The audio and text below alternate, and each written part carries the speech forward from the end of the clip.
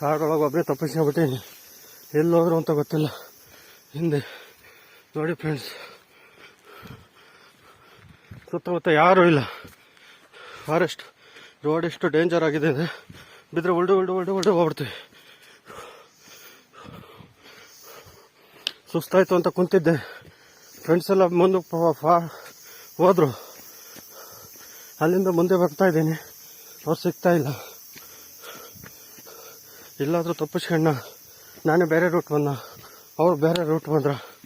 ಈ ಚಿಕ್ಕ ಚಿಕ್ಕ ಹುಳುಗಳು ಕಿರೋ ಅಂತ ಸೌಂಡ್ ಬರ್ತವೆ. ಇಲ್ಲೆಲ್ಲ ವಾಟರ್ ಫಾಲ್ಸ್ ಇದೆ, ಸೌಂಡ್ ಬರ್ತಾಯಿದೆ, ಫಾಲ್ಸ್ ಸೌಂಡು. ಓ ಫ್ರೆಂಡ್ಸ್ ಮುಂದೆ ಇದ್ದಾರೆ, ಇದೇ ರೋಡಲ್ಲಿ ಅವ್ರೆ. ವಾಯ್ಸ್ ಕೇಳಿಸ್ತಾ ಇದೆ. ಹಲೋ ಬಾಯ್ಸ್, ಬಂದೆ. ಹಾಂ, ಸಿಕ್ಕಿರು. ಇದು ಡೇಂಜರ್ ನೋಡಿ. ಇದು ಮಳೆಗಾಲದಲ್ಲಿ ಇದು ಮಣ್ಣಿನ ಸವಕಳಿ ಆದರೆ ನಾವು ಕೆಳಗಡೆ ಇದ್ದು ಬಿಡ್ತೀವಿ. ಟ್ರೆಕ್ಕಿಂಗ್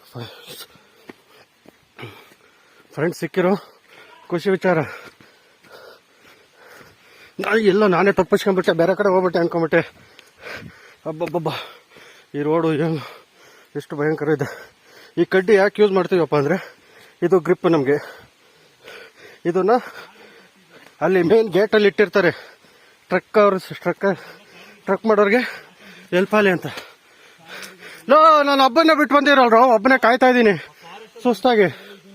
ಅಯ್ಯೋ, ನಾನು ಎಷ್ಟು ಭಯಪಟ್ಟೆ ಗೊತ್ತಾ.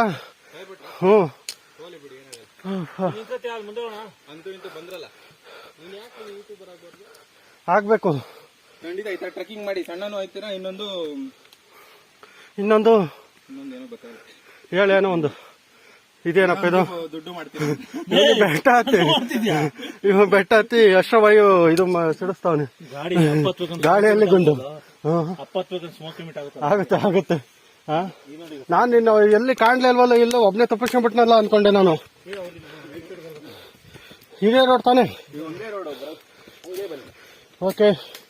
ಓಕೆ ಫ್ರೆಂಡ್ಸ್, ಬಲ್ಲಾಳ್ ದೇವರ ಫೋರ್ಟಿಗೆ ಮತ್ತೆ ಲೈವ್ ಬರ್ತೀನಿ. ಬಾಯ್.